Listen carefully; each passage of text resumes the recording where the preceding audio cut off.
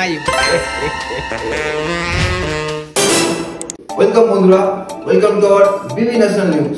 আজকে একখানা খুব ইন্টারেস্টিং খবর পাওয়া গেছে।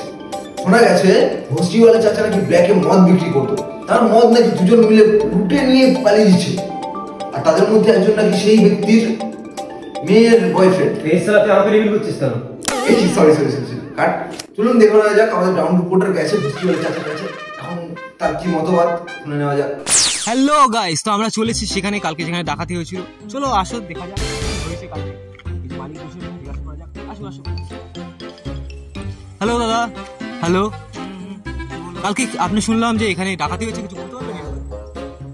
হ্যাঁ হয়ে তো ছিল। আরে বলবেন না, দুটো পাঁঠা এসে মদের দাম না দিয়ে পালিয়েছে, সব মদ শেষ করে দিয়েছে। কত টাকা লোকসান হয়েছে আপনার?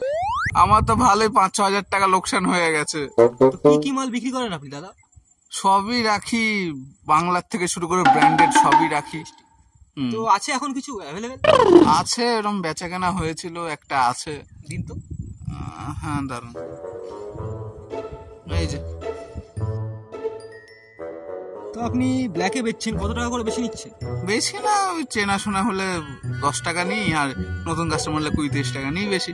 তো বন্ধুরা আপনারা দেখতেই পাচ্ছেন ভস্তিওয়ালা চাচার খুব খারাপ দিন যাচ্ছে, কেউ লুটপাট করে চলে গেছে। কি হবে এই লোকটা? আমি কিন্তু শুনেছি চাচার কিন্তু 2 নম্বর ব্যবসাও ছিল, মেনেও টানাটানি হচ্ছে, দেখতে হবে মেয়েটা। আচ্ছা আমাকে একটা কল করতে হবে, দাঁড়ান তো একটু। হ্যাঁ স্যার জলদি আসুন, এখানেই বসে রয়েছে, পেয়ে গেছি মালটাকে। কাকে ফোন করেছেন দাদা? ওরে এই পালাচ্ছিস কই? এই পালাচ্ছিস মাল পিয়েঙ্গে চাচা কি জয় হো। চাচা মেরে দিয়ে দিন পুরো।